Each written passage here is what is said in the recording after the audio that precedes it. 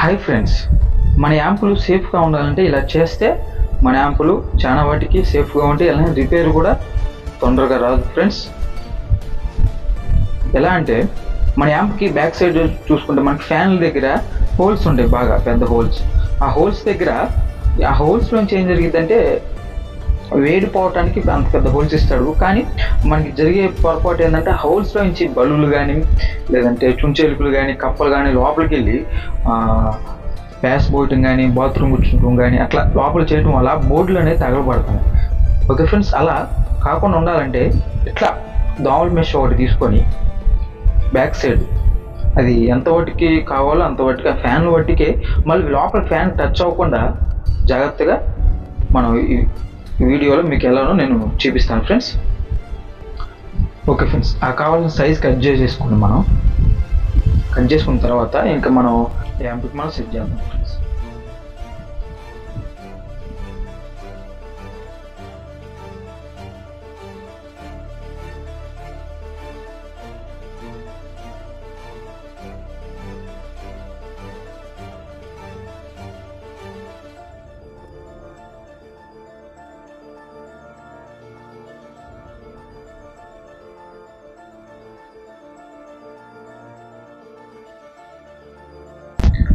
Okay friends, ఇలా మనకి యాంప్కి set చేసుకుంటే చాలా నీట్గా ఉండిద్ది, లోపలికి ఏది వెళ్తానికి కూడా అవకాశం ఉండదు ఫ్రెండ్స్.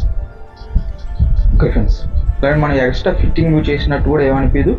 అలానే యాంప్కి లోపల డస్ట్ కూడా వెళ్ళకుండా చాలా వాటికి ఆగిపోయింది ఫ్రెండ్స్. బయట ఫ్యాన్కి కూడా ఇబ్బంది లేకుండా ఫ్రీగా రన్ అయింది.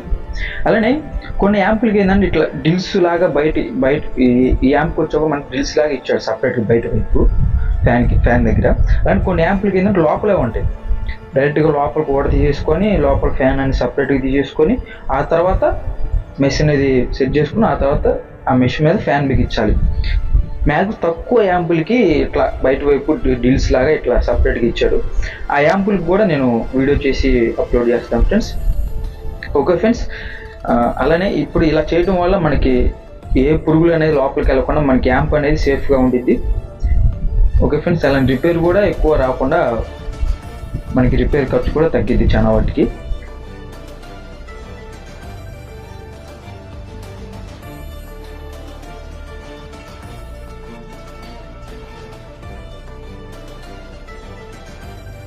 ఓకే ఫ్రెండ్స్, ఇలాంటి వీడియోలు మరిన్ని కావాలంటే మా ఛానల్ సబ్స్క్రైబ్ చేయండి, లైక్ చేయండి, షేర్ చేయండి.